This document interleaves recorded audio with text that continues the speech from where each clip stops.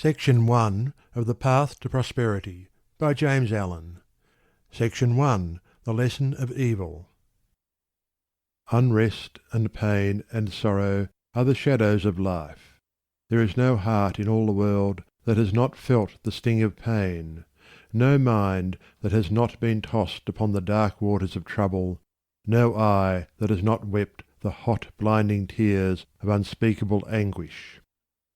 There is no household where the great destroyers, disease and death, have not entered, severing heart from heart, and casting over all the dark pall of sorrow. In the strong and apparently indestructible meshes of evil, all are more or less fast caught, and pain, unhappiness, and misfortune wait upon mankind. With the object of escaping, or in some way mitigating this overshadowing gloom, men and women rush blindly into innumerable devices, pathways by which they fondly hope to enter into a happiness which will not pass away.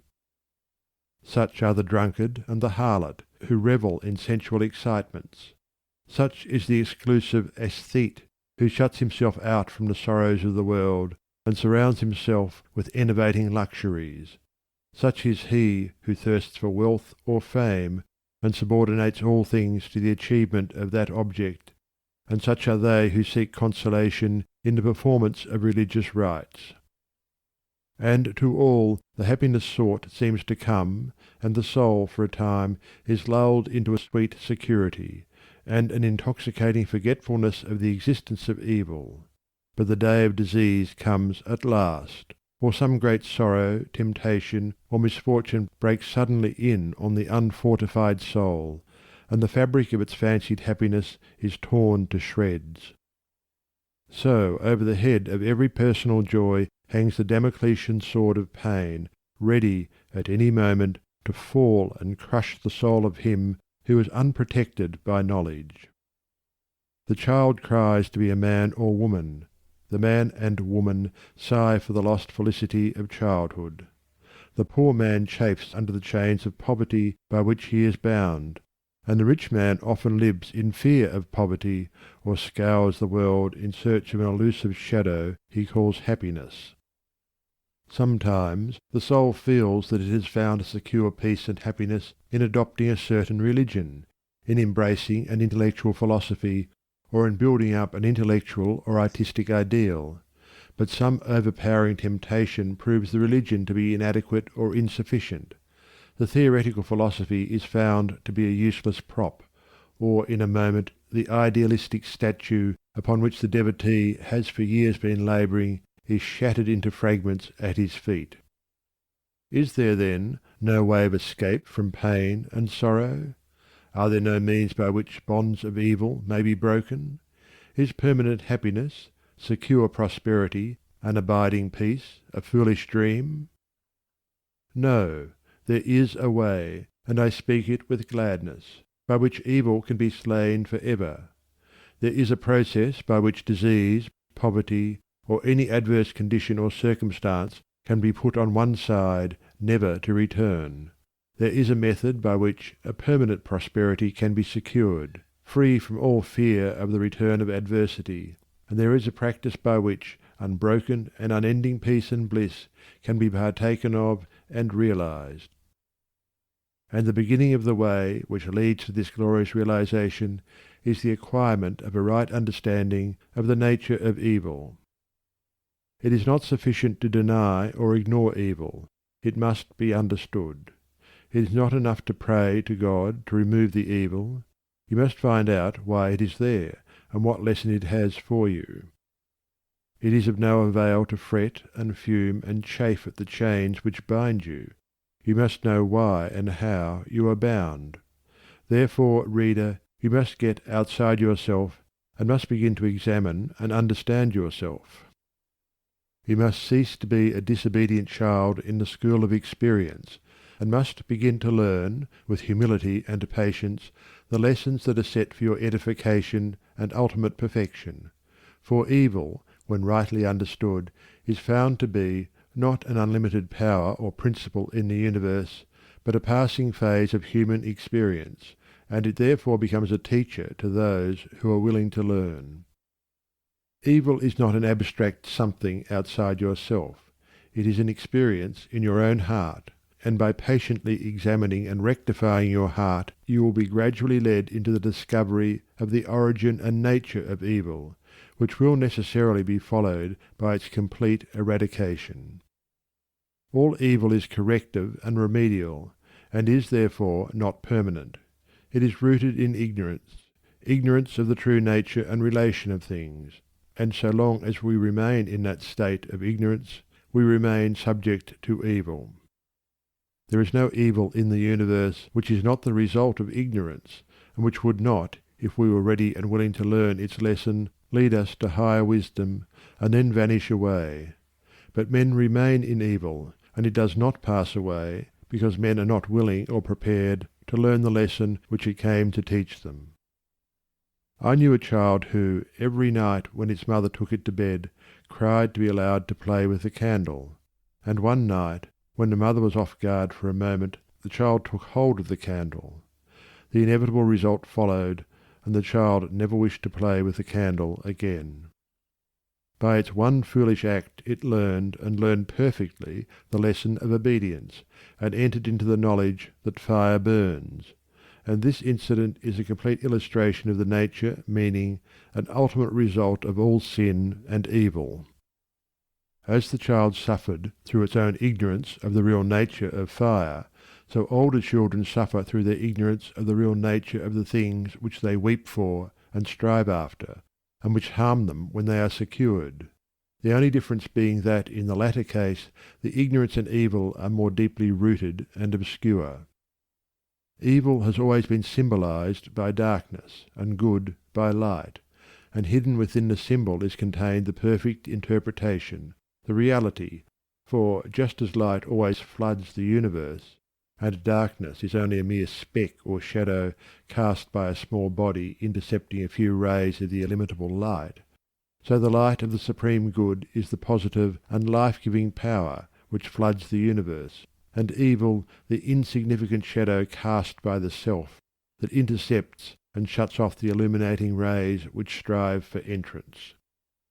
When night folds the world in its black impenetrable mantle, no matter how dense the darkness, it covers but the small space of half our little planet, while the whole universe is ablaze with living light, and every soul knows that it will awake in the light in the morning. Know, then, that when the dark night of sorrow, pain, or misfortune settles down upon your soul, and you stumble along with weary and uncertain steps, that you are merely intercepting your own personal desires between yourself and the boundless light of joy and bliss, and the dark shadow that covers you is cast by none and nothing but yourself. And just as the darkness without is but a negative shadow, an unreality which comes from nowhere, goes to nowhere, and has no abiding dwelling place, so the darkness within is equally a negative shadow passing over the evolving and light-born soul. But, I fancy I hear someone say, why pass through the darkness of evil at all? Because, by ignorance, you have chosen to do so, and because, by doing so, you may understand both good and evil, and may the more appreciate the light by having passed through the darkness. As evil is the direct outcome of ignorance, so, when the lessons of evil are fully learned, ignorance passes away, and wisdom takes its place. But as a disobedient child refuses to learn its lessons at school, so it is possible to refuse to learn the lessons of experience, and thus to remain in continual darkness, and to suffer continually recurring punishments in the form of disease, disappointment, and sorrow.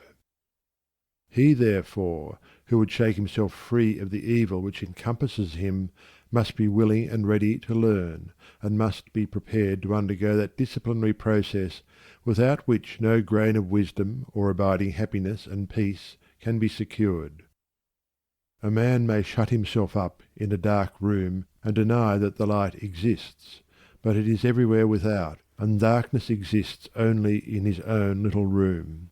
So you may shut out the light of truth, or you may begin to pull down the walls of prejudice, self-seeking, and error which you have built around yourself, and so let in the glorious and omnipresent light.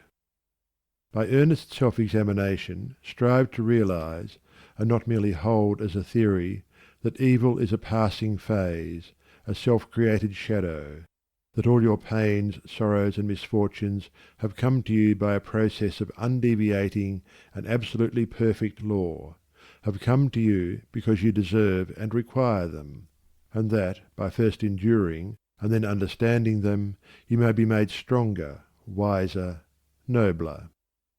When you have fully entered into this realization, you will be in a position to mould your own circumstances, to transmute all evil into good, and to weave with a master hand the fabric of your destiny.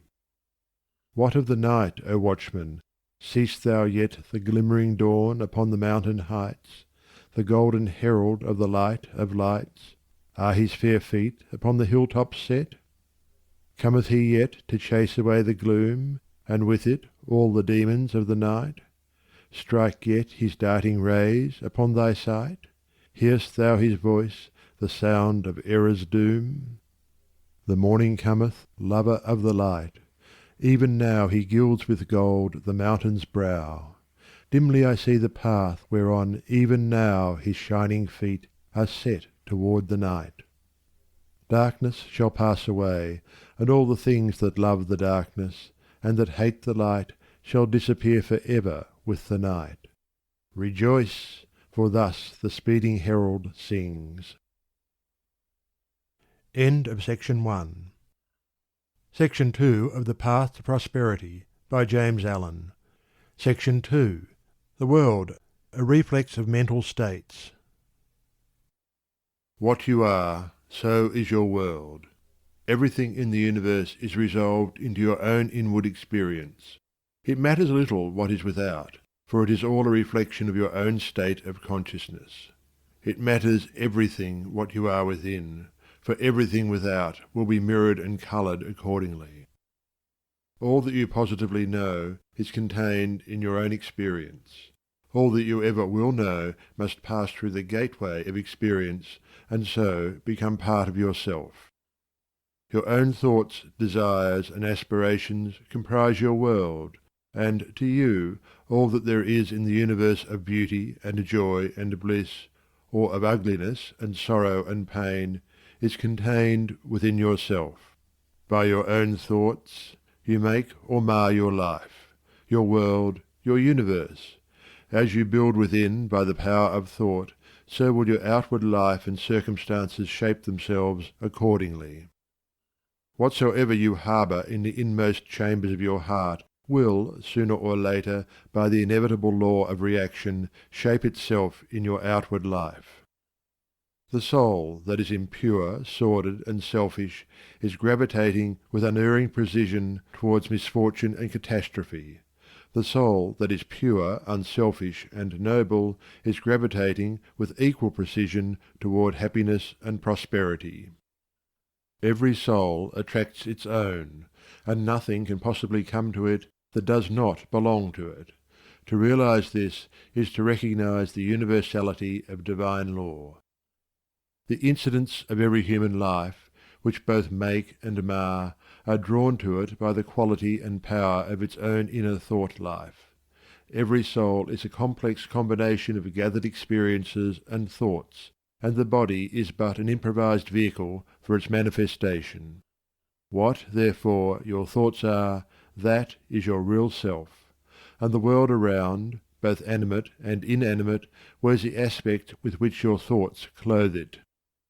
All that we are is the result of what we have thought. It is founded on our thoughts. It is made up of our thoughts. Thus said Buddha, and it therefore follows that if a man is happy, it is because he dwells in happy thoughts; if miserable, because he dwells in despondent and debilitating thoughts. Whether one be fearful or fearless, foolish or wise, troubled or serene, within that soul lies the cause of its own state or states, and never without. And now I seem to hear a chorus of voices exclaim, But do you really mean to say that outward circumstances do not affect our minds? I do not say that, but I say this, and know it to be an infallible truth, that circumstances can only affect you in so far as you allow them to do so. You are swayed by circumstances because you have not a right understanding of the nature, use, and power of thought. You believe, and upon this little word hang all our sorrows and joys, that outward things have the power to make or mar your life. By so doing you submit to those outward things, confess that you are their slave, and they your unconditional master. By so doing you invest them with a power which they do not of themselves possess, and you succumb in reality, not to the mere circumstances, but to the gloom or gladness, the fear or hope, the strength or weakness, which your thought sphere has thrown around them. I knew 2 men who, at an early age, lost the hard-earned savings of years. One was very deeply troubled, and gave way to chagrin, worry, and despondency. The other, on reading in his morning paper that the bank in which his money was deposited had hopelessly failed, and that he had lost all, quietly and firmly remarked, "Well, it's gone, and trouble and worry won't bring it back, but hard work will."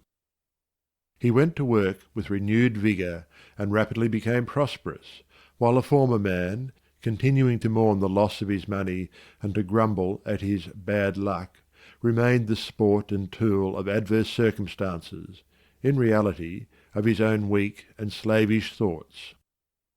The loss of money was a curse to the one because he clothed the event with dark and dreary thoughts.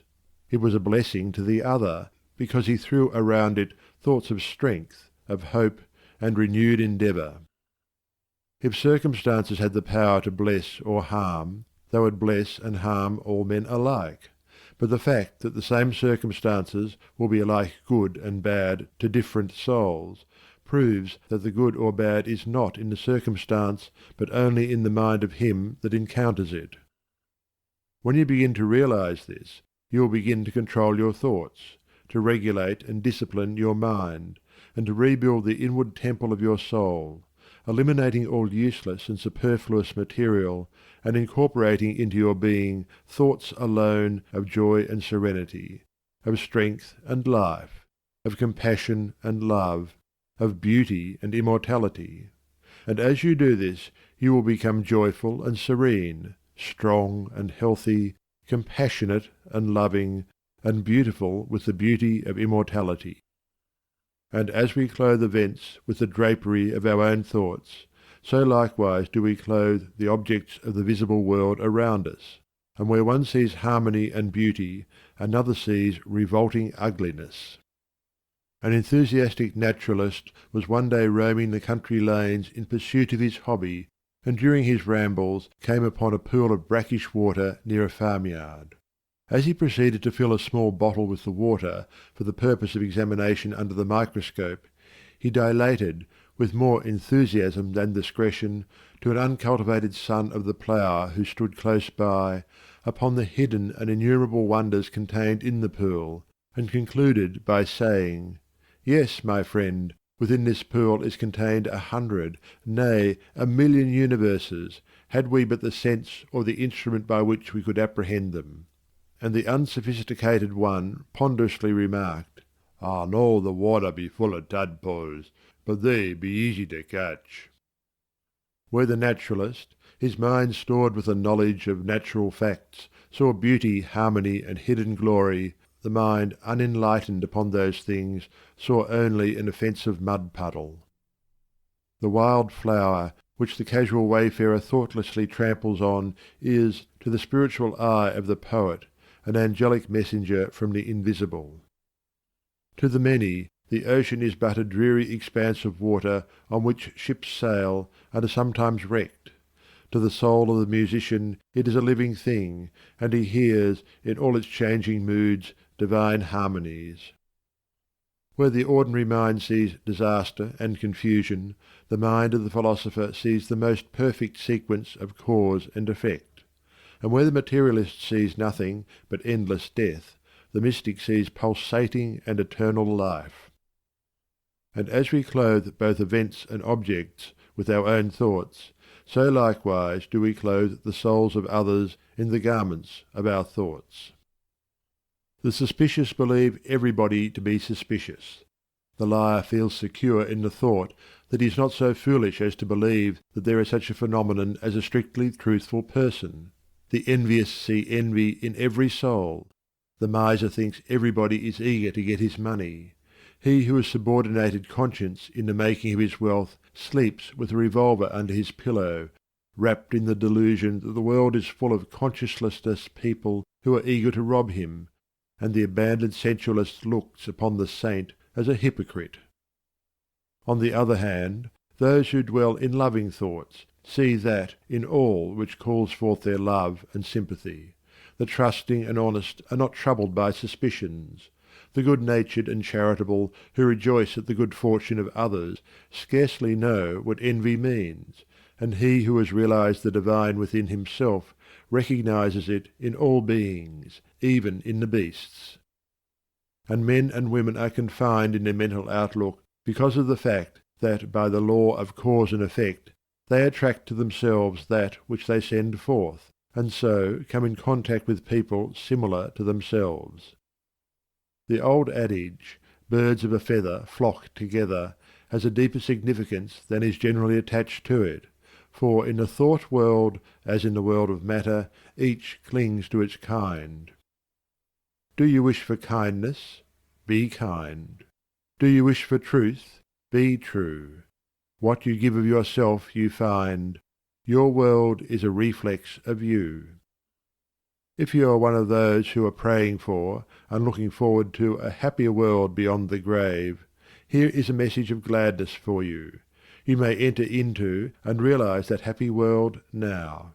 It fills the whole universe, and it is within you, waiting for you to find, acknowledge, and possess. Said one who knew the inner laws of being, "When men shall say, 'Lo here,' or 'Lo there,' go not after them. The kingdom of God is within you." What you have to do is to believe this. Simply believe it with a mind unshadowed by doubt, and then meditate upon it till you understand it. You will then begin to purify and to build your inner world, and as you proceed, passing from revelation to revelation, from realization to realization, you will discover the utter powerlessness of outward things beside the magic potency of a self-governed soul. If thou wouldst right the world, and banish all its evils and its woes, make its wild places bloom, and its drear deserts blossom as the rose, then right thyself. If thou wouldst turn the world from its long, lone captivity in sin, restore all broken hearts, slay grief, and let sweet consolation in, turn thou thyself. If thou wouldst cure the world of its long sickness, end its grief and pain, bring in all healing joy, and give to the afflicted rest again, then cure thyself. If thou wouldst wake the world out of its dream of death and darkening strife, bring it to love and peace, and light, and brightness of immortal life. Wake thou thyself. End of section 2. Section 3 of The Path to Prosperity by James Allen. Section 3. The Way Out of Undesirable Conditions. Having seen and realized that evil is but a passing shadow thrown by the intercepting self across the transcendent form of the eternal good, and that the world is a mirror in which each sees a reflection of himself, we now ascend, by firm and easy steps, to that plane of perception whereon is seen and realized the vision of the law. With this realization comes the knowledge that everything is included in the ceaseless interaction of cause and effect, and that nothing can possibly be divorced from law. From the most trivial thought, word, or act of man, up to the groupings of the celestial bodies, law reigns supreme. No arbitrary condition can, even for one moment, exist, for such a condition would be a denial and an annihilation of law. Every condition of life is, therefore, bound up in an orderly and harmonious sequence, and the secret and cause of every condition is contained within itself. The law, whatsoever a man sows, that shall he also reap, is inscribed in flaming letters upon the portal of eternity, and none can deny it, none can cheat it, none can escape it. He who puts his hand in the fire must suffer the burning until such time as it has worked itself out, and neither curses nor prayers can avail to alter it. And precisely the same law governs the realm of mind. Hatred, anger, jealousy, envy, lust, covetousness, all these are fires which burn, and whoever even so much as touches them must suffer the torments of burning. All these conditions of mind are rightly called evil, for they are the efforts of the soul to subvert, in its ignorance, the law, and they, therefore, lead to chaos and confusion within, and are sooner or later actualized in the outward circumstances as disease, failure, and misfortune, coupled with grief, pain, and despair. Whereas love, gentleness, goodwill, purity, are cooling airs which breathe peace upon the soul that woos them, and, being in harmony with the eternal law, they become actualized in the form of health, peaceful surroundings, and undeviating success and good fortune. A thorough understanding of this great law which permeates the universe leads to the acquirement of that state of mind known as obedience. To know that justice, harmony, and love are supreme in the universe is likewise to know that all adverse and painful conditions are the result of our own disobedience to that law. Such knowledge leads to strength and power, and it is upon such knowledge alone that a true life and an enduring success and happiness can be built. To be patient under all circumstances, and to accept all conditions as necessary factors in your training, is to rise superior to all painful conditions, and to overcome them with an overcoming which is sure, and which leaves no fear of their return, for by the power of obedience to law they are utterly slain. Such an obedient one is working in harmony with the law, has, in fact, identified himself with the law, and whatsoever he conquers for ever. Whatsoever he builds can never be destroyed. The cause of all power, as of all weakness, is within. The secret of all happiness, as of all misery, is likewise within. There is no progress apart from enfoldment within, and no sure foothold of prosperity or peace except by orderly advancement in knowledge. You say you are chained by circumstances. You cry out for better opportunities, for a wider scope, for improved physical conditions, and perhaps you inwardly curse the fate that binds you hand and foot. It is for you that I write. It is to you that I speak. Listen, and let my words burn themselves into your heart, for that which I say to you is truth. You may bring about that improved condition in your outward life which you desire, if you will unswervingly resolve to improve your inner life. I know this pathway looks barren at its commencement. Truth always does. It is only error and delusion which are at first inviting and fascinating. But if you undertake to walk it, if you perseveringly discipline your mind, eradicating your weaknesses, and allowing your soul forces and spiritual powers to unfold themselves, you will be astonished at the magical changes which will be brought about in your outward life. As you proceed, golden opportunities will be strewn across your path, and the power and judgment to properly utilize them will spring up within you. Genial friends will come unbidden to you. Sympathetic souls will be drawn to you as the needle is to the magnet, and books and all outward aids that you require will come to you unsought. Perhaps the chains of poverty hang heavily upon you, and you are friendless and alone, and you long with an intense longing that your load may be lightened. But the load continues, and you seem to be enveloped in an ever-increasing darkness. Perhaps you complain. You bewail your lot. You blame your birth, your parents, your employer, or the unjust powers which have bestowed upon you so undeservedly poverty and hardship, and upon another affluence and ease. Cease your complaining and fretting. None of these things which you blame are the cause of your poverty. The cause is within yourself, and where the cause is, there is the remedy. The very fact that you are a complainer shows that you deserve your lot, shows that you lack that faith which is the ground of all effort and progress. There is no room for a complainer in a universe of law, and worry is soul suicide. By your very attitude of mind you are strengthening the chains which bind you, and are drawing about you the darkness by which you are enveloped. Alter your outlook upon life, and your outward life will alter. Build yourself up in faith and knowledge, and make yourself worthy of better surroundings and wider opportunities. Be sure, first of all, that you are making the best of what you have. Do not delude yourself into supposing that you can step into greater advantages whilst overlooking smaller ones, for if you could, the advantage would be impermanent, and you would quickly fall back again in order to learn the lesson which you had neglected. As the child at school must master one standard before passing on to the next, so, before you can have that greater good which you so desire, must you faithfully employ that which you already possess.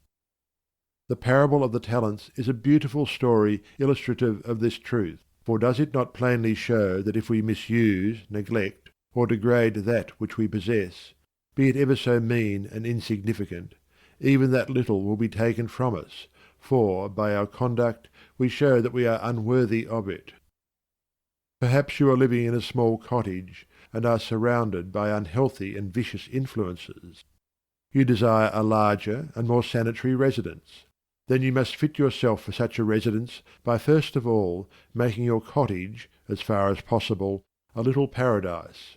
Keep it spotlessly clean. Make it look as pretty and sweet as your limited means will allow. Cook your plain food with all care, and arrange your humble table as tastefully as you possibly can. If you cannot afford a carpet, let your rooms be carpeted with smiles and welcomes, fastened down with the nails of kind words driven in with the hammer of patience. Such a carpet will not fade in the sun, and constant use will never wear it away. By so ennobling your present surroundings, you will rise above them, and above the need of them, and at the right time you will pass on into the better house and surroundings which have all along been waiting for you, and which you have fitted yourself to occupy. Perhaps you desire more time for thought and effort, and feel that your hours of labour are too hard and long. Then see to it that you are utilizing to the fullest possible extent what little spare time you have. It is useless to desire more time, if you are already wasting what little you have, for you would only grow more indolent and indifferent. Even poverty and lack of time and leisure are not the evils that you imagine they are, and if they hinder you in your progress, it is because you have clothed them in your own weaknesses, and the evil that you see in them is really in yourself. Endeavour to fully and completely realize that in so far as you shape and mould your mind, you are the maker of your destiny.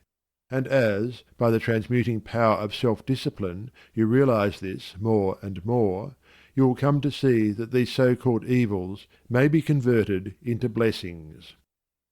You will then utilize your poverty for the cultivation of patience, hope, and courage, and your lack of time in the gaining of promptness of action and decision of mind, by seizing the precious moments as they present themselves for your acceptance. As in the rankest soil the most beautiful flowers are grown, so in the dark soil of poverty the choicest flowers of humanity have developed and bloomed. Where there are difficulties to cope with, and unsatisfactory conditions to overcome, there virtue most flourishes and manifests its glory. It may be that you are in the employ of a tyrannous master or mistress, and you feel that you are harshly treated. Look upon this also as necessary to your training. Return your employer's unkindness with gentleness and forgiveness. Practice unceasingly patience and self-control.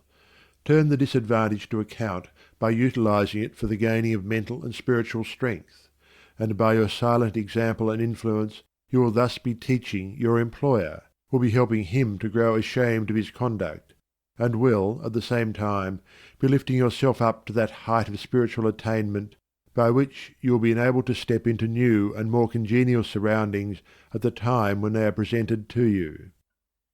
Do not complain that you are a slave, but lift yourself up by noble conduct above the plane of slavery. Before complaining that you are a slave to another, be sure that you are not a slave to self. Look within. Look searchingly, and have no mercy upon yourself. You will find there, perchance, slavish thoughts, slavish desires, and in your daily life and conduct, slavish habits. Conquer these, cease to be a slave to self, and no man will have the power to enslave you. As you overcome self, you will overcome all adverse conditions, and every difficulty will fall before you. Do not complain that you are oppressed by the rich. Are you sure that if you gained riches you would not be an oppressor yourself? Remember that there is the eternal law which is absolutely just, and that he who oppresses today must himself be oppressed tomorrow, and from this there is no way of escape. And perhaps you, yesterday, in some former existence, were rich and an oppressor, and that you are now merely paying off the debt which you owe to the great law. Practice, therefore, fortitude and faith. Dwell constantly in mind upon the eternal justice, the eternal good. Endeavour to lift yourself above the personal and the transitory into the impersonal and permanent. Shake off the delusion that you are being injured or oppressed by another, and try to realize, by a profounder comprehension of your inner life and the laws which govern that life, that you are only really injured by what is within you.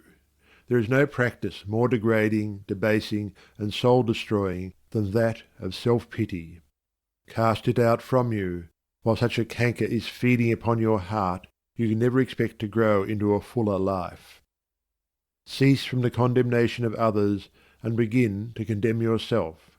Condone none of your acts, desires, or thoughts that will not bear comparison with spotless purity, or endure the light of sinless good. By so doing, you will be building your house upon the rock of the eternal, and all that is required for your happiness and well-being will come to you in its own time.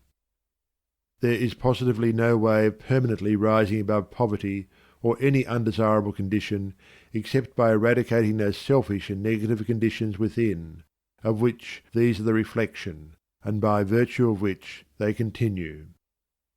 The way to true riches is to enrich the soul by the acquisition of virtue.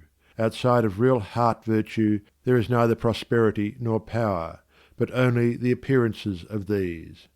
I am aware that men make money who have acquired no measure of virtue, and have little desire to do so, but such money does not constitute true riches, and its possession is transitory and feverish.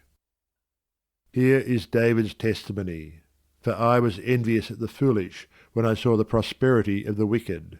Their eyes stand out with fatness. They have more than heart could wish. Verily I have cleansed my heart in vain, and washed my hands in innocence.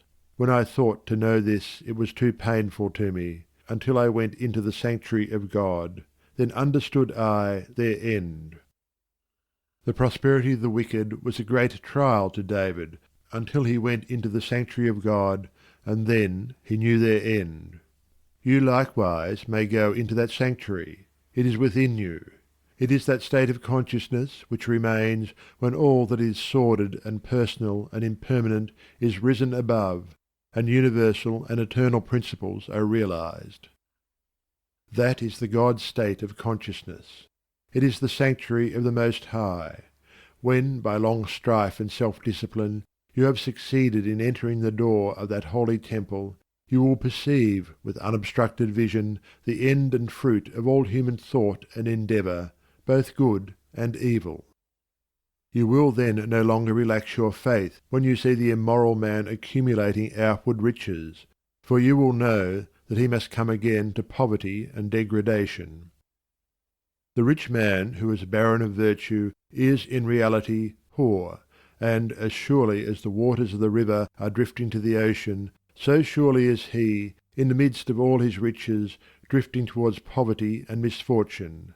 And though he die rich, yet must he return to reap the bitter fruit of all his immorality. And though he become rich many times, yet as many times must he be thrown back into poverty, until, by long experience and suffering, he conquers the poverty within. But the man who is outwardly poor, yet rich in virtue, is truly rich, and in the midst of all his poverty he is surely travelling towards prosperity, and abounding joy and bliss await his coming. If you would become truly and permanently prosperous, you must first become virtuous. It is therefore unwise to aim directly at prosperity, to make it the one object of life, to reach out greedily for it. To do this is to ultimately defeat yourself.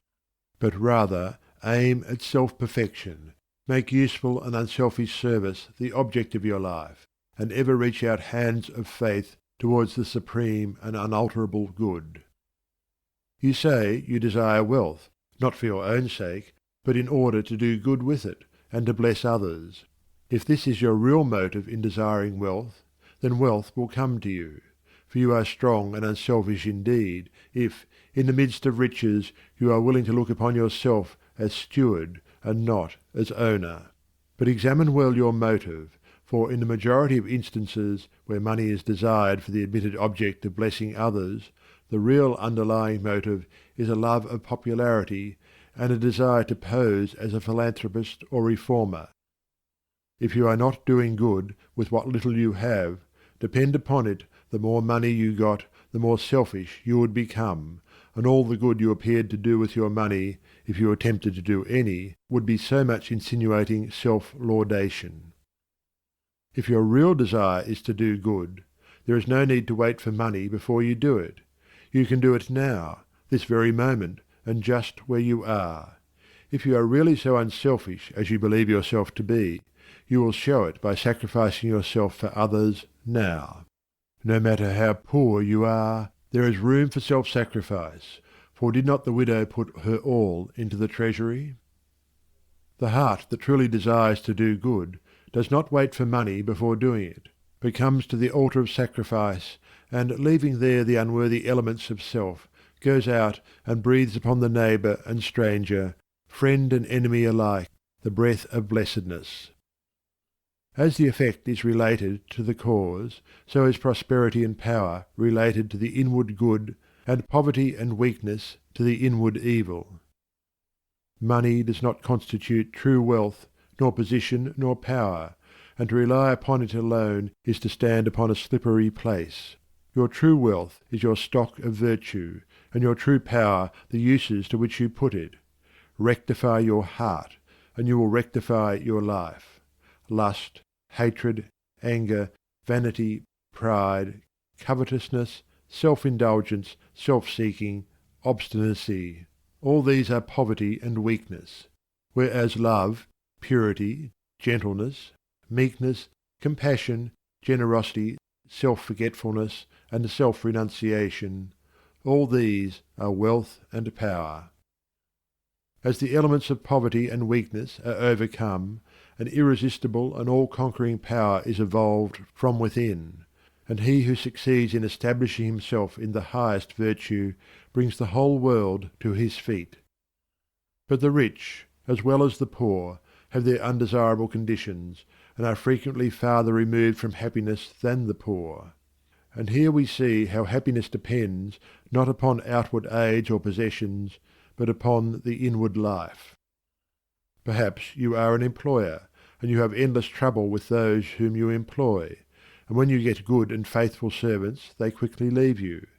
As a result, you are beginning to lose or have completely lost your faith in human nature. You try to remedy matters by giving better wages and by allowing certain liberties, yet matters remain unaltered. Let me advise you. The secret of all your trouble is not in your servants, it is in yourself, and if you look within, with a humble and sincere desire to discover and eradicate your error, you will, sooner or later, find the origin of all your unhappiness.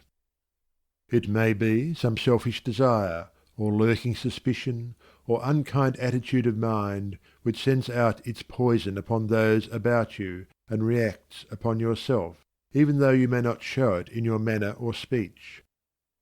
Think of your servants with kindness, consider of them that extremity of service which you yourself would not care to perform were you in their place.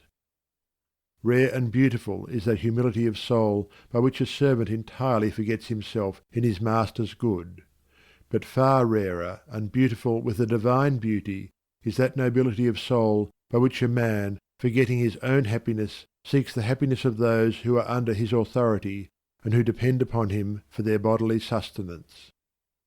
And such a man's happiness is increased tenfold, nor does he need to complain of those whom he employs, said a well-known and extensive employer of labour who never needs to dismiss an employee.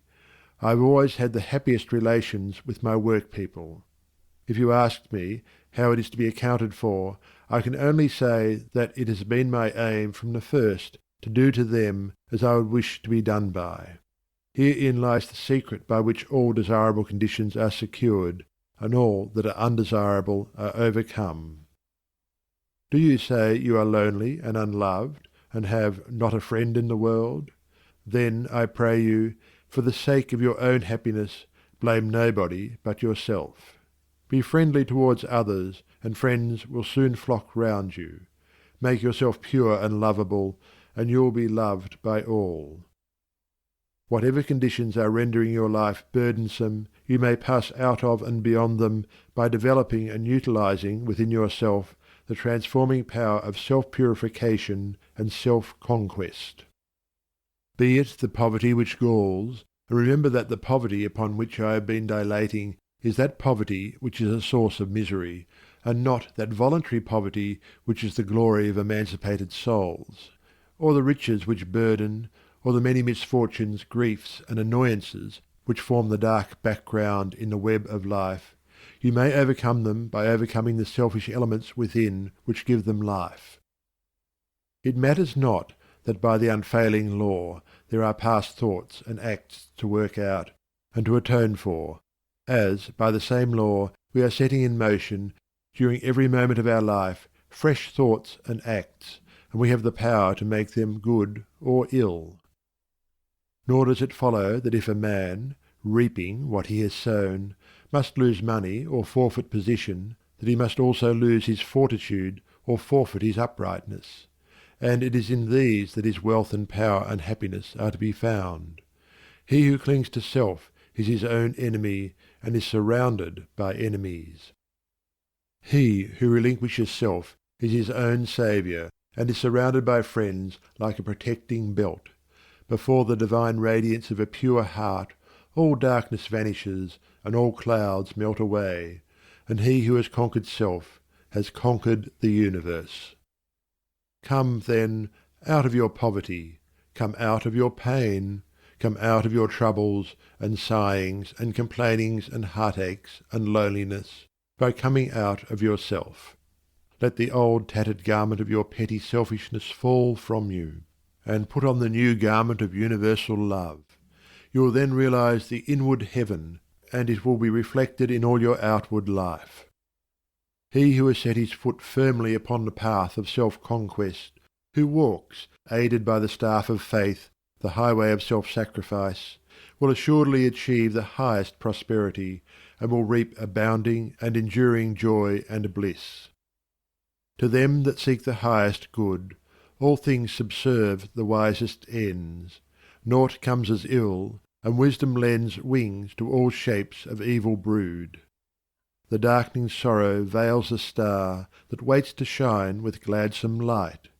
Hell waits on heaven, and after night comes golden glory from afar. Defeats are steps by which we climb with purer aim to nobler ends. Loss leads to gain, and joy attends true footsteps up the hills of time. Pain leads to paths of holy bliss, to thoughts and words and deeds divine, and clouds that gloom and rays that shine along life's upward highway kiss. Misfortune does but cloud the way whose end and summit in the sky of bright success, sun-kissed and high, awaits our seeking and our stay.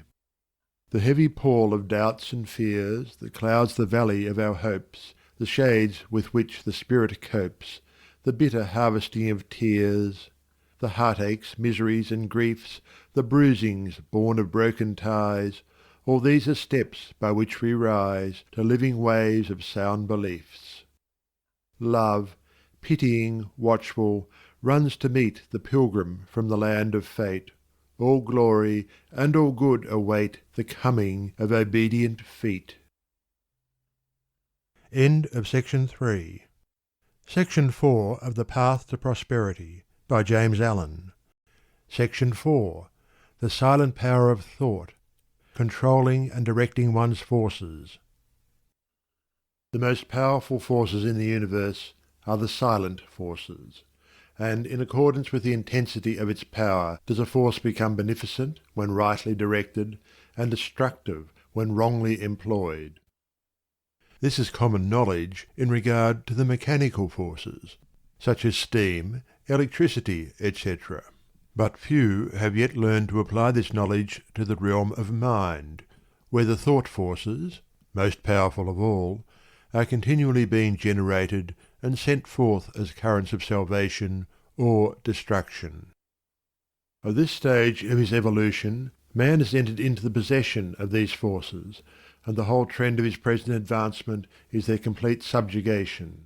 All the wisdom possible to man on this material earth is to be found only in complete self-mastery, and the command, "Love thy enemies," resolves itself into an exhortation to enter, here and now, into the possession of that sublime wisdom by taking hold of, mastering and transmuting those mind forces to which man is now slavishly subject, and by which he is helplessly borne, like a straw on the stream, upon the currents of selfishness.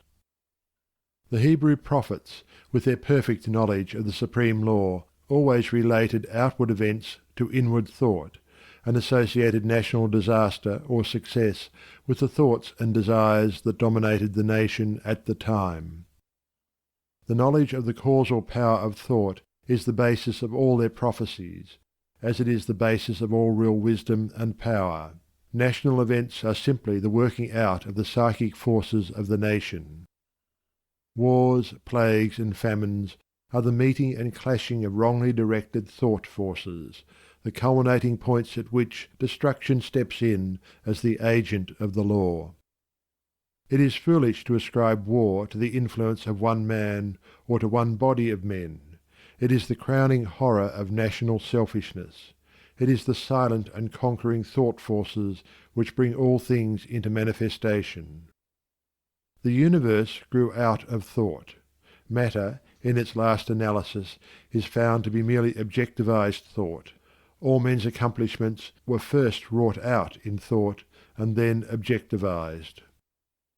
The author, the inventor, the architect, first builds up his work in thought, and having perfected it in all its parts as a complete and harmonious whole upon the thought plane, he then commences to materialize it, to bring it down to the material or sense plane. When the thought forces are directed in harmony with the overruling law, they are upbuilding and preservative, but when subverted they become disintegrating and self-destructive. To adjust all your thoughts to a perfect and unswerving faith in the omnipotence and supremacy of good is to cooperate with that good, and to realize within yourself the solution and destruction of all evil. Believe, and ye shall live. And here we have the true meaning of salvation. Salvation from the darkness and negation of evil by entering into and realizing the living light of the eternal good. Where there is fear, worry, anxiety, doubt, trouble, chagrin, or disappointment, there is ignorance and lack of faith. All these conditions of mind are the direct outcome of selfishness, and are based upon an inherent belief in the power and supremacy of evil. They, therefore, constitute practical atheism, and to live in and become subject to these negative and soul-destroying conditions of mind is the only real atheism. It is salvation from such conditions that the race needs, and let no man boast of salvation while he is their helpless and obedient slave. To fear or to worry is as sinful as to curse, for how can one fear or worry if he intrinsically believes in the eternal justice, the omnipotent good, the boundless love? To fear, to worry, to doubt, is to deny, to disbelieve. It is from such states of mind that all weakness and failure proceed, for they represent the annulling and disintegrating of the positive thought forces which would otherwise speed to their object with power and bring about their own beneficent results. To overcome these negative conditions is to enter into a life of power, is to cease to be a slave and to become a master. And there is only one way by which they can be overcome, and that is by steady and persistent growth in inward knowledge. To mentally deny evil is not sufficient. It must, by daily practice, be risen above and understood. To mentally affirm the good is inadequate. It must, by unswerving endeavour, be entered into and comprehended. The intelligent practice of self-control quickly leads to a knowledge of one's interior thought forces, and, later on, the acquisition of that power by which they are rightly employed and directed. In the measure that you master self, that you control your mental forces instead of being controlled by them, in just such measure will you master affairs and outward circumstances. Show me a man under whose touch everything crumbles away, and who cannot retain success even when it is placed in his hands, and I will show you a man who dwells constantly in those conditions of mind which are the very negation of power. To be for ever wallowing in the bogs of doubt, to be drawn continually into the quicksands of fear, or blown ceaselessly about by the winds of anxiety, is to be a slave, and to live the life of a slave, even though success and influence be for ever knocking at your door seeking for admittance. Such a man, being without faith and without self-government, is incapable of the right government of his affairs, and is a slave to circumstances, in reality a slave to himself. Such are taught by affliction, and ultimately pass from weakness to strength by the stress of bitter experience. Faith and purpose constitute the motive power of life. There is nothing that a strong faith and an unflinching purpose may not accomplish. By the daily exercise of silent faith, the thought forces are gathered together, and by the daily strengthening of silent purpose, those forces are directed toward the object of accomplishment. Whatever your position in life may be, before you can hope to enter into any measure of success, usefulness, and power, you must learn how to focus your thought forces by cultivating calmness and repose. It may be that you are a businessman, and you are suddenly confronted with some overwhelming difficulty or probable disaster. You grow fearful and anxious, and are at your wits' end. To persist in such a state of mind would be fatal, for when anxiety steps in, correct judgment passes out. Now, if you will take advantage of a quiet hour or two in the early morning or at night, and go away to some solitary spot, or to some room in your house where you know you will be absolutely free from intrusion, and having seated yourself in an easy attitude, you forcibly direct your mind right away from the object of anxiety by dwelling upon something in your life that is pleasing and bliss-giving, a calm, reposeful strength will gradually steal into your mind, and your anxiety will pass away. Upon that instant that you find your mind reverting to the lower plane of worry, bring it back again, and re-establish it on the plane of peace and strength. When this is fully accomplished, you may then concentrate your whole mind upon the solution of your difficulty, and what was intricate and insurmountable to you in your hour of anxiety will be made plain and easy, and you will see, with that clear vision and perfect judgment which belong only to a calm and untroubled mind, the right course to pursue and the proper end to be brought about. It may be that you will have to try day after day before you will be able to perfectly calm your mind. But if you persevere, you will certainly accomplish it, and the course which is presented to you in that hour of calmness must be carried out. Doubtless, when you are again involved in the business of the day, and worries again creep in and begin to dominate you, you will begin to think that the course is a wrong or foolish one, but do not heed such suggestions. Be guided absolutely and entirely by the vision of calmness, and not by the shadows of anxiety. The hour of calmness is the hour of illumination and correct judgment. By such a course of mental discipline the scattered thought forces are reunited and directed, like the rays of the searchlight upon the problem at issue, with the result that it gives way before them. There is no difficulty, however great, but will yield before a calm and powerful concentration of thought, and no legitimate object but may be speedily actualized by the intelligent use and direction of one's soul forces. Not until you have gone deeply and searchingly into your inner nature and have overcome many enemies that lurk there, can you have any approximate conception of the subtle power of thought, of its inseparable relation to outward and material things, or of its magical potency when rightly poised and directed in readjusting and transforming the life conditions. Every thought you think is a force sent out, and in accordance with its nature and intensity will it go out to seek a lodgment in minds receptive to it, and will react upon yourself for good or evil. There is ceaseless reciprocity between mind, and a continual interchange of thought forces. Selfish and disturbing thoughts are so many malignant and destructive forces, messengers of evil, sent out to stimulate and augment the evil in other minds, which in turn send them back upon you with added power. While thoughts that are calm, pure, and unselfish are so many angelic messengers sent out into the world with health, healing, and blessedness upon their wings, counteracting the evil forces, pouring the oil of joy upon the troubled waters of anxiety and sorrow, and restoring to broken hearts their heritage of immortality. Think good thoughts, and they will quickly become actualized in your outward life in the form of good conditions. Control your soul forces, and you will be able to shape your outward life as you will. The difference between a saviour and a sinner is this, that the one has a perfect control of all the forces within him, the other is dominated and controlled by them.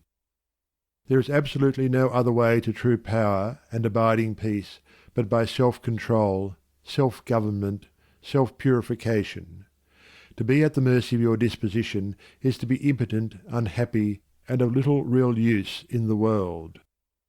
The conquest of your petty likes and dislikes, your capricious loves and hates, your fits of anger, suspicion, jealousy, and all the changing moods to which you are more or less helplessly subject, this is the task which you have before you if you would weave into the web of life the golden threads of happiness and prosperity. In so far as you are enslaved by the changing moods within you, will you need to depend upon others and upon outward aids as you walk through life. If you would walk firmly and securely, and would accomplish any achievement, you must learn to rise above and control all such disturbing and retarding vibrations. You must daily practice the habit of putting your mind at rest, going into the silence, as it is commonly called. This is a method of replacing a troubled thought with one of peace, a thought of weakness with one of strength.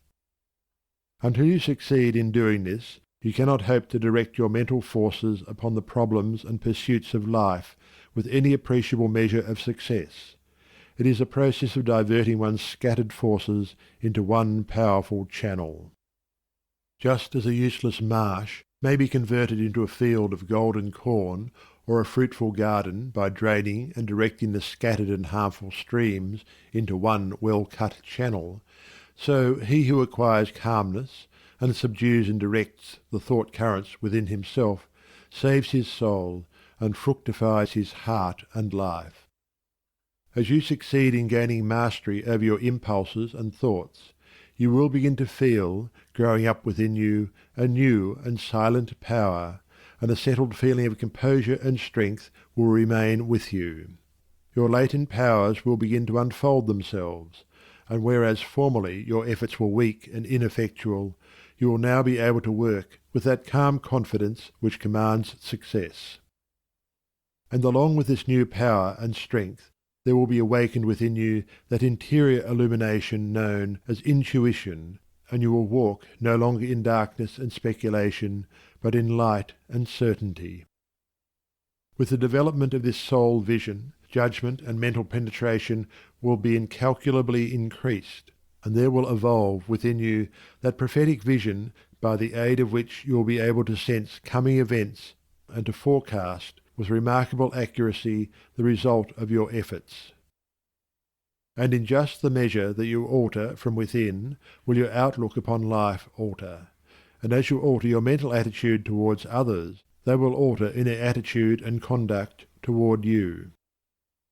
As you rise above the lower, debilitating and destructive thought forces, you will come in contact with the positive, strengthening and upbuilding currents generated by strong, pure and noble minds.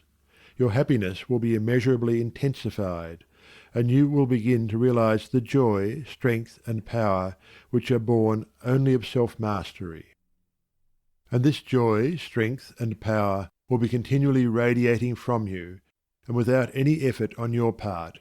Nay, though you are utterly unconscious of it, strong people will be drawn toward you, influence will be put into your hands, and in accordance with your altered thought world will outward events shape themselves.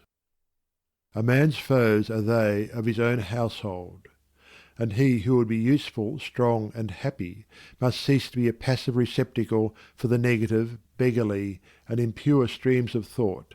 And as a wise householder commands his servants and invites his guests, so must he learn to command his desires, and to say with authority what thoughts he shall admit into the mansion of his soul. Even a very partial success in self-mastery adds greatly to one's power, and he who succeeds in perfecting this divine accomplishment enters into possession of undreamed-of wisdom and inward strength and peace, and realizes that all the forces of the universe aid and protect his footsteps who is master of his soul. Would you scale the highest heaven? Would you pierce the lowest hell, live in dreams of constant beauty, or in basest thinkings dwell? For your thoughts are heaven above you, and your thoughts are hell below. Bliss is not, except in thinking, torment naught but thought can know. Worlds would vanish but for thinking, glory is not but in dreams, and the drama of the ages from the thought eternal streams. Dignity and shame and sorrow, pain and anguish, love and hate, are but maskings of the mighty pulsing thought that governs fate. As the colours of the rainbow make the one uncoloured beam, so the universal changes make the one eternal dream. And the dream is all within you, and the dreamer waiteth long for the morning to awake him to the living thought and strong. That shall make the ideal real, make to vanish dreams of hell in the highest, holiest heaven where the pure and perfect dwell. Evil is the thought that thinks it, good the thought that makes it so. Light and darkness, sin and pureness, likewise out of thinking grow. Dwell in thought upon the grandest, and the grandest you shall see. Fix your thought upon the highest, and the highest you shall be. End of section 4. Section 5 of The Path to Prosperity by James Allen. Section 5. The Secret of Health, Success and Power. We all remember with what intense delight as children, we listened to the never-tiring fairy tale. How eagerly we followed the fluctuating fortunes of the good boy or girl, ever protected, in the hour of crisis, from the evil machinations of the scheming witch, the cruel giant, or the wicked king. And our little hearts never faltered for the fate of the hero or heroine, nor did we doubt their ultimate triumph over all their enemies, for we knew that the fairies were infallible, and that they would never desert those who had consecrated themselves to the good and the true. And what unspeakable joy pulsated within us when the fairy queen, bringing all her magic to bear at the critical moment, scattered all the darkness and trouble, and granted them the complete satisfaction of all their hopes, and they were happy ever after. With the accumulating years and an ever-increasing intimacy with the so-called realities of life, our beautiful fairy world became obliterated, and its wonderful inhabitants were relegated in the archives of memory to the shadowy and unreal. And we thought we were wise and strong in thus leaving for ever the land of childish dreams. But as we re-become little children in the wondrous world of wisdom, we shall return again to the inspiring dreams of childhood, and find that they are, after all, realities. The fairy folk, so small and nearly always invisible, yet possessed of an all-conquering and magical power, who bestow upon the good health, wealth, and happiness, along with all the gifts of nature in lavish profusion, start again into reality and become immortalized in the soul realm of him who, by growth in wisdom, has entered into a knowledge of the power of thought and the laws which govern the inner world of being. To him the fairies live again as thought people, thought messengers, thought powers working in harmony with the overruling good. And they who, day by day, endeavour to harmonise their hearts with the heart of the supreme good do in reality acquire true health, wealth, and happiness. There is no protection to compare with goodness, and by goodness I do not mean a mere outward conformity to the rules of morality. I mean pure thought, noble aspiration, unselfish love, and freedom from vainglory. To dwell continually in good thoughts is to throw around oneself a psychic atmosphere of sweetness and power which leaves its impress upon all who come in contact with it. As the rising sun puts to rout the helpless shadows, so are all the impotent forces of evil put to flight by the searching rays of positive thought which shine from a heart made strong in purity and faith. Where there is sterling faith and uncompromising purity, there is health, there is success, there is power. In such a one, disease, failure, and disaster can find no lodgment, for there is nothing on which they can feed. Even physical conditions are largely determined by mental states, and to this truth the scientific world is rapidly being drawn. The old materialistic belief that a man is what his body makes him is rapidly passing away, and is being replaced by the inspiring belief that man is superior to his body, and that his body is what he makes it by the power of thought. Men everywhere are ceasing to believe that a man is despairing because he is dyspeptic, and are coming to understand that he is dyspeptic because he is despairing, and in the near future the fact that all disease has its origin in the mind will become common knowledge.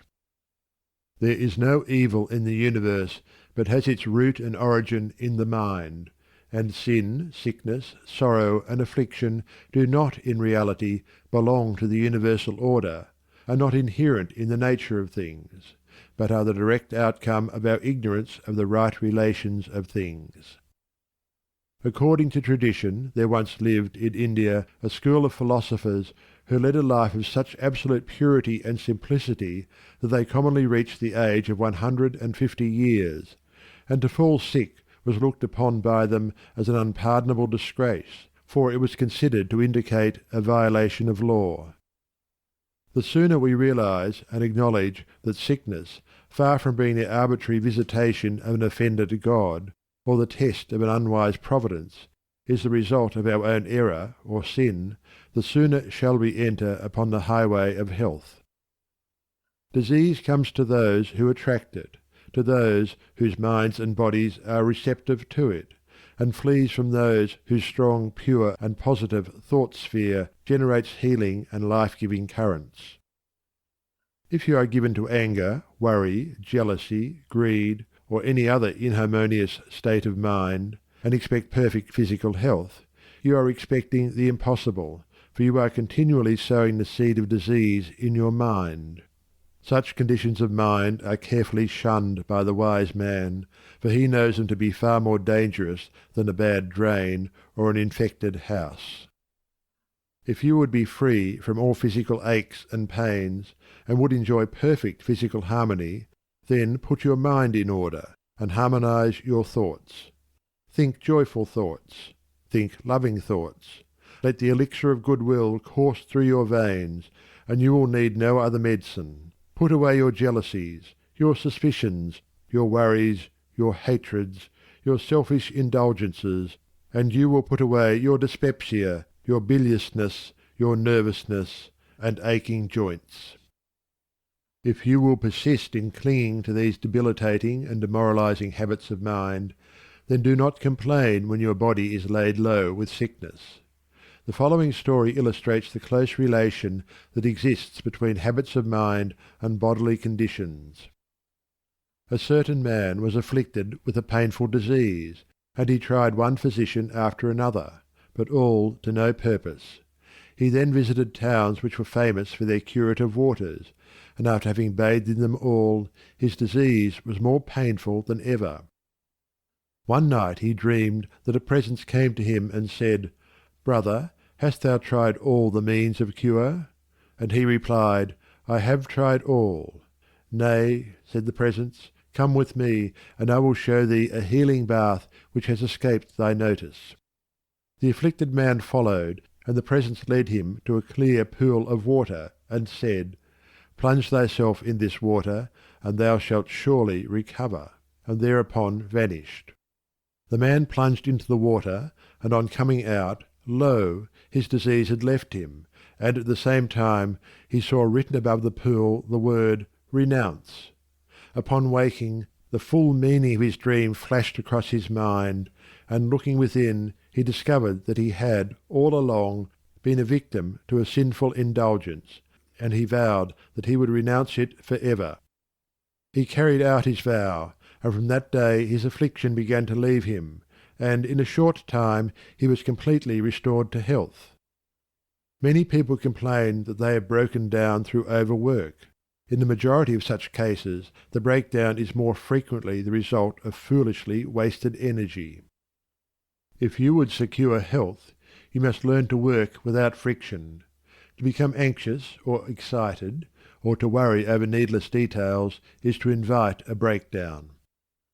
Work, whether of brain or body, is beneficial and health-giving, and the man who can work with a steady and calm persistency, freed from all anxiety and worry, and with his mind utterly oblivious to all but the work he has in hand, will not only accomplish far more than the man who is always hurried and anxious, but he will retain his health, a boon which the other quickly forfeits. True health and true success go together, for they are inseparably intertwined in the thought realm. As mental harmony produces bodily health, so it also leads to a harmonious sequence in the actual working out of one's plans. Order your thoughts, and you will order your life.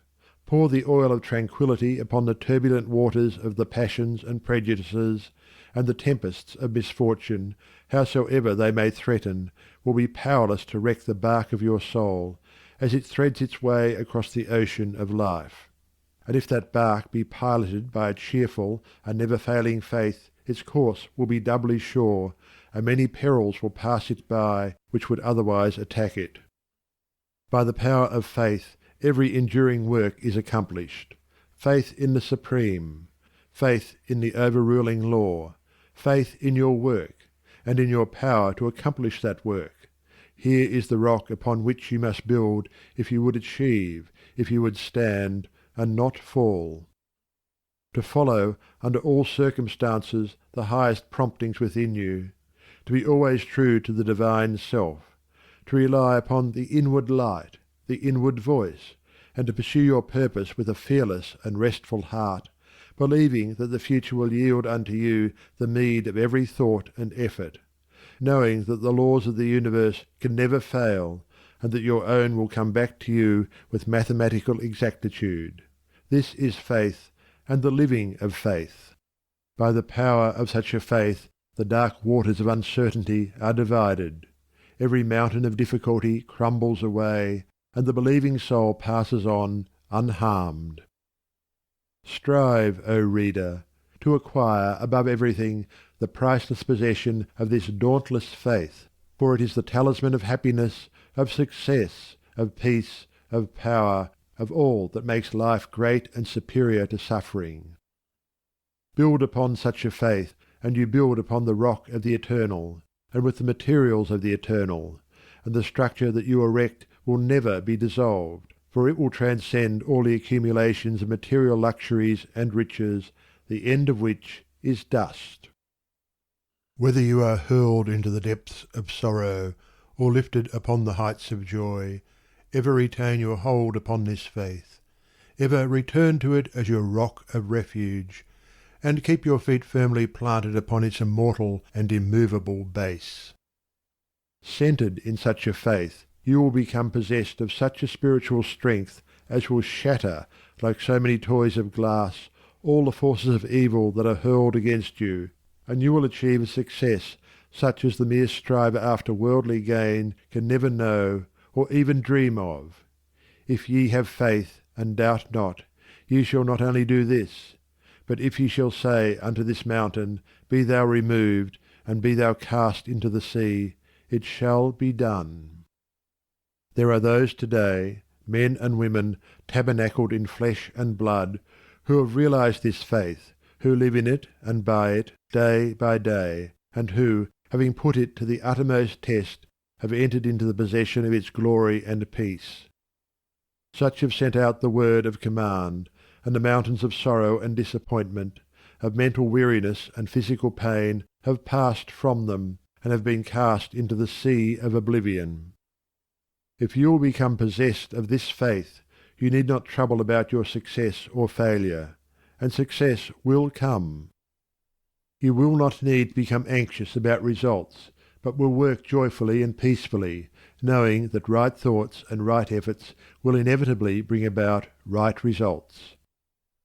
I know a lady who has entered into many blissful satisfactions, and recently a friend remarked to her, "Oh, how fortunate you are!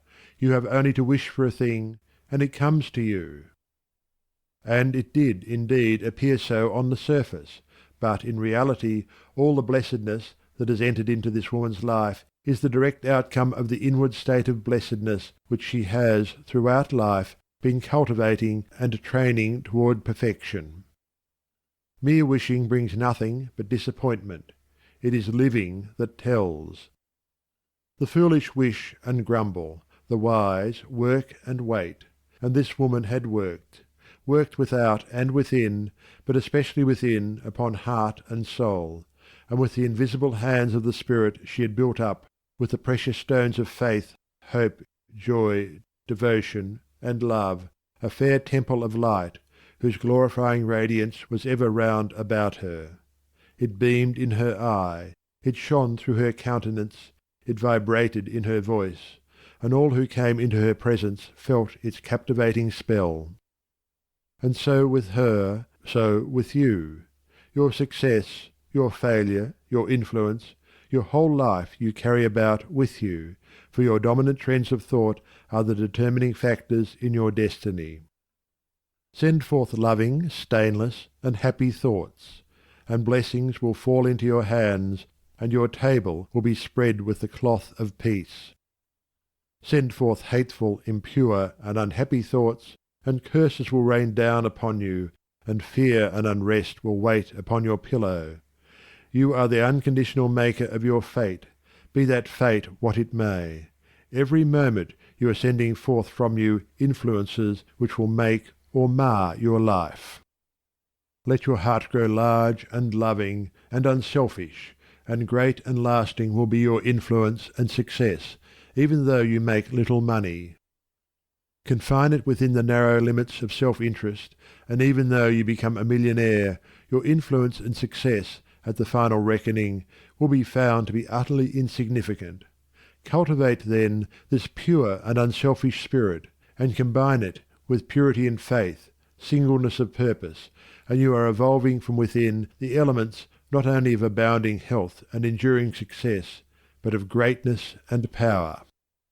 If your present position is distasteful to you, and your heart is not in your work, nevertheless perform your duties with scrupulous diligence, and whilst resting your mind in the idea that the better position and greater opportunities are waiting for you, ever keep an active mental outlook for budding possibilities, so that when the critical moment arrives and the new channel presents itself, you will step into it with your mind fully prepared for the undertaking, and with that intelligence and foresight which is born of mental discipline. Whatever your task may be, concentrate your whole mind upon it. Throw into it all the energy of which you are capable. The faultless completion of small tasks leads inevitably to larger tasks. See to it that you rise by steady climbing, and you will never fall. And herein lies the secret of true power. Learn, by constant practice, how to husband your resources, and to concentrate them at any moment upon a given point.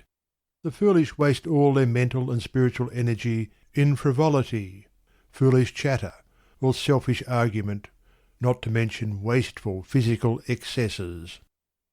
If you would acquire overcoming power, you must cultivate poise and passivity. You must be able to stand alone. All power is associated with immovability. The mountain, the massive rock, the storm-tried oak, all speak to us of power, because of their combined solitary grandeur and defiant fixity, while the shifting sand, the yielding twig, and the waving reed speak to us of weakness, because they are movable and non-resistant, and are utterly useless when detached from their fellows. He is the man of power who, when all his fellows are swayed by some emotion or passion, remains calm and unmoved. He only is fitted to command and control who has succeeded in commanding and controlling himself. The hysterical, the fearful, the thoughtless and frivolous, let such seek company, or they will fall for lack of support. But the calm, the fearless, and the thoughtful, let such seek the solitude of the forest, the desert, and the mountain top, and to their power more power will be added, and they will more and more successfully stem the psychic currents and whirlpools which engulf mankind. Passion is not power. It is the abuse of power, the dispersion of power. Passion is like a furious storm which beats fiercely and wildly upon the embattled rock, while power is like the rock itself, which remains silent and unmoved through it all.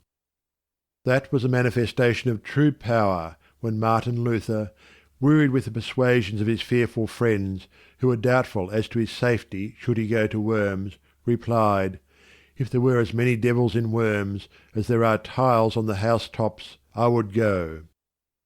And when Benjamin Disraeli broke down in his first parliamentary speech and brought upon himself the derision of the House, that was an exhibition of germinal power when he exclaimed, "The day will come when you will consider it an honour to listen to me." And when that young man, whom I knew, was passing through continual reverses and misfortunes, was mocked by his friends, and told to desist from further effort, and he replied, "The time is not far distant when you will marvel at my good fortune and success," he showed that he was possessed of that silent and irresistible power which has taken him over innumerable difficulties and crowned his life with success. If you have not this power, you may acquire it by practice, and the beginning of power is likewise the beginning of wisdom. You must commence by overcoming those purposeless trivialities to which you have hitherto been a willing victim. Boisterous and uncontrolled laughter, slander and idle talk, and joking merely to raise a laugh, all these things must be put on one side as so much waste of valuable energy. St. Paul never showed his wonderful insight into the hidden laws of human progress to greater advantage than when he warned the Ephesians against foolish talking and jesting which is not convenient, for to dwell habitually in such practices is to destroy all spiritual power and life. As you succeed in rendering yourself impervious to such mental dissipations, you will begin to understand what true power is, and you will then commence to grapple with the more powerful desires and appetites which hold your soul in bondage and bar the way to power, and your further progress will then be made clear. Above all, be of single aim.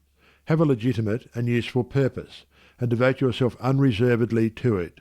Let nothing draw you aside. Remember that the double-minded man is unstable in all his ways. Be eager to learn, but slow to beg. Have a thorough understanding of your work, and let it be your own, and as you proceed, ever following the inward guide, the infallible voice, you will pass on from victory to victory, and will rise, step by step, to higher resting places, and your ever-broadening outlook will gradually reveal to you the essential beauty and purpose of life. Self-purified, health will be yours. Faith-protected, success will be yours. Self-governed, power will be yours. And all that you do will prosper, for, ceasing to be a disjointed unit, self-enslaved, you will be in harmony with the great law, no longer working against but with the universal life, the eternal good. And what health you gain, it will remain with you. What success you achieve will be beyond all human computation, and will never pass away. And what influence and power you wield will continue to increase throughout the ages, for it will be a part of that unchangeable principle which supports the universe. This, then, is the secret of health, a pure heart and a well-ordered mind. This is the secret of success, an unfaltering faith and a wisely directed purpose, and to rein in with unfaltering will the dark steed of desire. This is the secret of power.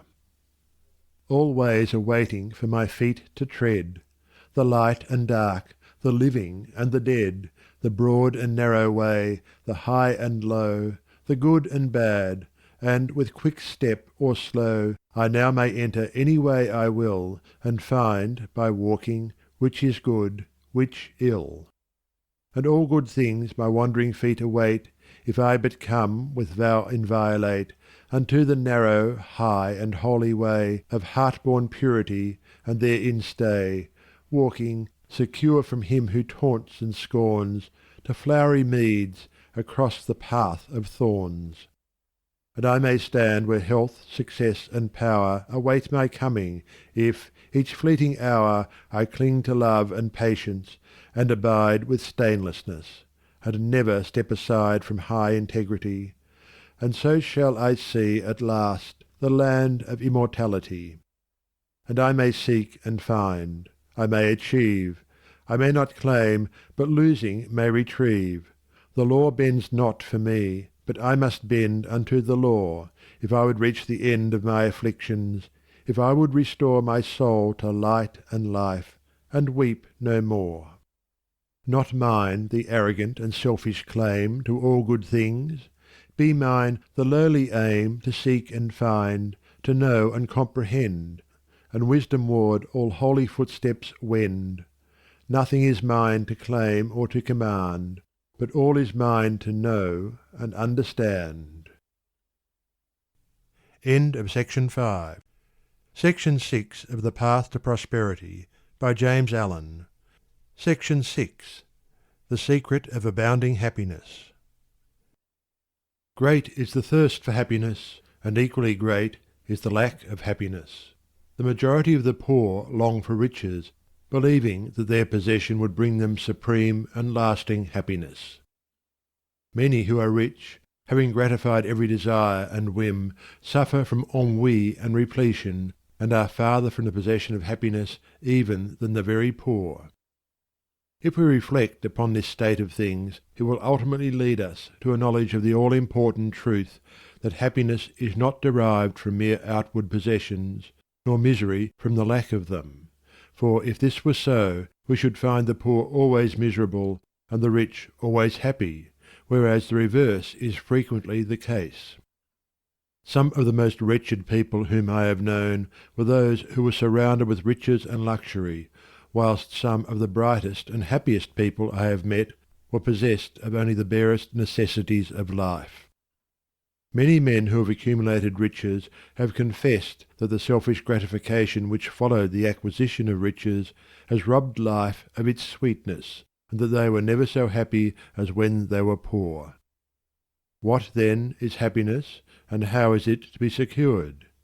Is it a figment, a delusion, and is suffering alone perennial? We shall find, after earnest observation and reflection, that all, except those who have entered the way of wisdom, believe that happiness is only to be obtained by the gratification of desire. It is this belief, rooted in the soil of ignorance, and continually watered by selfish cravings, that is the cause of all the misery in the world. And I do not limit the word desire to the grosser animal cravings. It extends to the higher psychic realm, where far more powerful, subtle, and insidious cravings hold in bondage the intellectual and refined, depriving them of all that beauty, harmony, and purity of soul whose expression is happiness. Most people will admit that selfishness is the cause of all the unhappiness in the world, but they fall under the soul-destroying delusion that it is someone else's selfishness, and not their own. When you are willing to admit that all your unhappiness is the result of your own selfishness, you will not be far from the gates of paradise. But so long as you are convinced that it is the selfishness of others that is robbing you of joy, so long will you remain a prisoner in your self-created purgatory. Happiness is that inward state of perfect satisfaction which is joy and peace, and from which all desire is eliminated. The satisfaction which results from gratified desire is brief and illusionary, and is always followed by an increased demand for gratification. Desire is as insatiable as the ocean, and clamours louder and louder as its demands are attended to. It claims ever-increasing service from its deluded devotees, until at last they are struck down with physical or mental anguish, and are hurled into the purifying fires of suffering. Desire is the region of hell, and all torments are centred there. The giving up of desire is the realization of heaven, and all delights await the pilgrim there. I sent my soul through the invisible some letter of that afterlife to spell, and by my soul returned to me and whispered, I myself am heaven and hell. Heaven and hell are inward states. Sink into self and all its gratifications, and you sink into hell. Rise above self into that state of consciousness which is the utter denial and forgetfulness of self, and you enter heaven. Self is blind, without judgment, not possessed of true knowledge, and always leads to suffering. Correct perception, unbiased judgment, and true knowledge belong only to the divine state, and only in so far as you realize this divine consciousness can you know what real happiness is. So long as you persist in selfishly seeking for your own personal happiness, so long will happiness elude you, and you will be sowing the seeds of wretchedness. In so far as you succeed in losing yourself in the service of others, in that measure will happiness come to you, and you will reap a harvest of bliss. It is in loving, not in being loved, the heart is blessed. It is in giving, not in seeking gifts, we find our quest. Whatever be thy longing or thy need, that do thou give, so shall thy soul be fed, and thou indeed shalt truly live. Cling to self, and you cling to sorrow. Relinquish self, and you enter into peace. To seek selfishly is not only to lose happiness, but even that which we believe to be the source of happiness. See how the glutton is continually looking about for a new delicacy wherewith to stimulate his deadened appetite, and how, bloated, burdened, and diseased, scarcely any food at last is eaten with pleasure. Whereas he who has mastered his appetite, and not only does not seek, but never thinks of gustatory pleasure, finds delight in the most frugal meal. The angel form of happiness, which men, looking through the eyes of self, imagine they see in gratified desire, when clasped is always found to be the skeleton of misery. Truly, he that seeketh his life shall lose it, and he that loseth his life shall find it. Abiding happiness will come to you when, ceasing to selfishly cling, you are willing to give up. When you are willing to lose, unreservedly, that impermanent thing which is so dear to you, and which whether you cling to it or not will one day be snatched from you, then you will find that that which seemed to you like a painful loss turns out to be a supreme gain. To give up in order to gain, than this there is no greater delusion, nor no more prolific source of misery. But to be willing to yield up and to suffer loss, this is indeed the way of life. How is it possible to find real happiness by centering ourselves in those things which, by their very nature, must pass away? Abiding and real happiness can only be found by centering ourselves in that which is permanent. Rise, therefore, above the clinging to and the craving for impermanent things, and you will then enter into a consciousness of the eternal, and as, rising above self, and by growing more and more into the spirit of purity, self-sacrifice and universal love, you become centred in that consciousness, you will realize that happiness which has no reaction and which can never be taken from you. The heart that has reached utter self-forgetfulness in its love for others has not only become possessed of the highest happiness, but has entered into immortality, for it has realized the divine. Look back upon your life, and you will find that the moments of supremest happiness were those in which you uttered some word or performed some act of compassion or self-denying love. Spiritually, happiness and harmony are synonymous. Harmony is one phase of the great law whose spiritual expression is love. All selfishness is discord, and to be selfish is to be out of harmony with the divine order. As we realize that all-embracing love, which is the negation of self, we put ourselves in harmony with the divine music, the universal song, and that ineffable melody which is true happiness becomes our own. Men and women are rushing hither and thither in the blind search for happiness, and cannot find it, nor ever will, until they recognize that happiness is already within them and round about them, filling the universe, and that they, in their selfish searching, are shutting themselves out from it. I followed happiness to make her mine, past towering oak and swinging ivy vine. She fled, I chased, o'er slanting hill and dale, o'er fields and meadows in the purpling vale, pursuing rapidly o'er dashing stream. I scaled the dizzy cliffs where eagles scream. I traversed swiftly every land and sea, but always happiness eluded me. Exhausted, fainting, I pursued no more, but sank to rest upon a barren shore. One came and asked for food, and one for alms. I placed the bread and gold in bony palms. One came for sympathy, and one for rest. I shared with every needy one my best. When, lo! sweet happiness, with form divine, stood by me, whispering softly, I am thine. These beautiful words of Burleigh's express the secret of all abounding happiness. Sacrifice the personal and transient, and you rise at once into the impersonal and permanent. Give up that narrow, cramped self that seeks to render all things subservient to its own petty interests, and you will enter into the company of the angels, into the very heart and essence of universal love.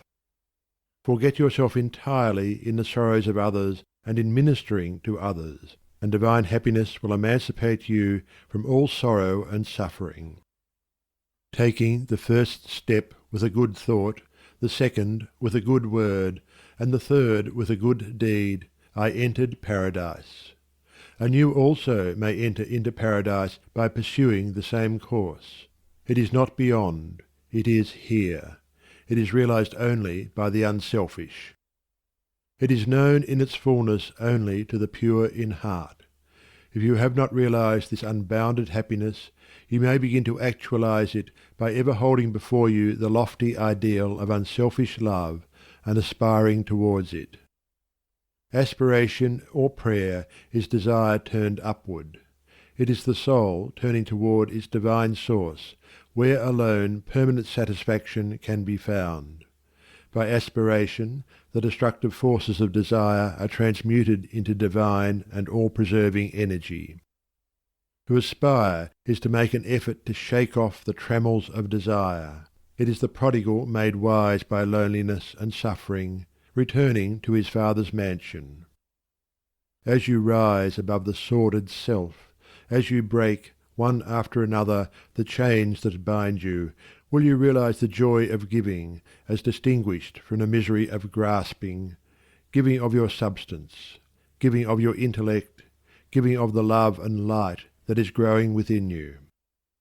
You will then understand that it is indeed more blessed to give than to receive. But the giving must be of the heart, without any taint of self, without desire for reward. The gift of pure love is always attended with bliss.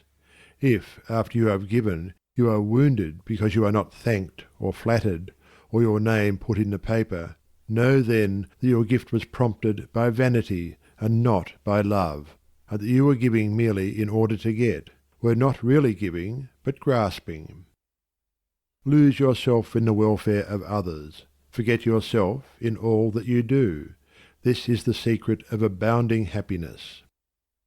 Ever be on the watch to guard against selfishness, and learn faithfully the divine lessons of inward sacrifice. So shall you climb the highest heights of happiness, and shall remain in the never-clouded sunshine of universal joy, clothed in the shining garment of immortality. Are you searching for the happiness that does not fade away? Are you looking for the joy that lives and leaves no grievous day? Are you panting for the water brooks of love and life and peace? Then let all dark desires depart, and selfish seeking cease. Are you lingering in the paths of pain, grief-haunted, stricken sore? Are you wandering in the ways that wound your weary feet the more? Are you sighing for the resting place, where tears and sorrows cease? Then sacrifice your selfish heart, and find the heart of peace. End of section 6. Section 7 of The Path to Prosperity by James Allen. Section 7. The Realization of Prosperity. It is granted only to the heart that abounds with integrity, trust, generosity, and love to realize true prosperity. The heart that is not possessed of these qualities cannot know prosperity, for prosperity, like happiness, is not an outward possession but an inward realization. The greedy man may become a millionaire, but he will always be wretched, and mean, and poor, and will even consider himself outwardly poor as long as there is a man in the world who is richer than himself, whilst the upright, open-handed, and loving will realize a full and rich prosperity, even though their outward possessions may be small. He is poor who is dissatisfied. He is rich who is contented with what he has, and he is richer who is generous with what he has. When we contemplate the fact that the universe is abounding in all good things, material as well as spiritual, and compare it with man's blind eagerness to secure a few gold coins or a few acres of dirt, it is then that we realize how dark and ignorant selfishness is. It is then that we know that self-seeking is self-destruction. Nature gives all, without reservation, and loses nothing. Man, grasping all, loses everything. If you would realize true prosperity, do not settle down, as many have done, into the belief that if you do right, everything will go wrong. Do not allow the word competition to shake your faith in the supremacy of righteousness. I care not what men may say about the laws of competition, for do I not know the unchangeable law, which shall one day put them all to rout, and which puts them to rout even now in the heart and life of the righteous man? And knowing this law, I can contemplate all dishonesty with undisturbed repose, for I know where certain destruction awaits it. Under all circumstances do that which you believe to be right, and trust the law. Trust the divine power that is immanent in the universe, and it will never desert you, and you will always be protected. By such a trust all your losses will be converted into gains, and all curses which threaten will be transmuted into blessings. Never let go of integrity, generosity, and love, for these, coupled with energy, will lift you into the truly prosperous state. Do not believe the world when it tells you that you must always attend to number one first, and to others afterwards. To do this is not to think of others at all, but only of one's own comforts. To those who practice this, the day will come when they will be deserted by all, and when they cry out in their loneliness and anguish, there will be no one to hear and help them. To consider oneself before all others is to cramp and warp and hinder every noble and divine impulse. Let your soul expand, let your heart reach out to others in loving and generous warmth, and great and lasting will be your joy, and all prosperity will come to you. Those who have wandered from the highway of righteousness guard themselves against competition. Those who always pursue the right need not trouble about such defence. This is no empty statement.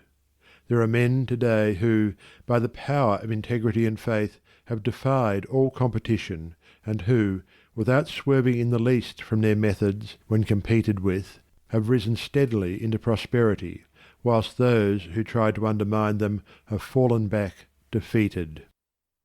To possess those inward qualities which constitute goodness is to be armoured against all the powers of evil, and to be doubly protected in every time of trial. And to build oneself up in those qualities is to build up a success which cannot be shaken, and to enter into a prosperity which will endure for ever. The white robe of the heart invisible is stained with sin and sorrow, grief and pain, and all repentant pools and springs of prayer shall not avail to wash it white again. While in the path of ignorance I walk, the stains of error will not cease to cling. Defilements mark the crooked path of self, where anguish lurks and disappointments sting. Knowledge and wisdom only can avail to purify and make my garment clean, for therein lie love's waters, therein rests peace undisturbed, eternal, and serene. Sin and repentance is the path of pain, knowledge and wisdom is the path of peace. By the near way of practice I will find where bliss begins, how pains and sorrows cease. Self shall depart, and truth shall take its place. The changeless one, the indivisible, shall take up his abode in me, and cleanse the white robe of the heart invisible. End of section 7. End of The Path to Prosperity by James Allen. Recording by Algie Pug.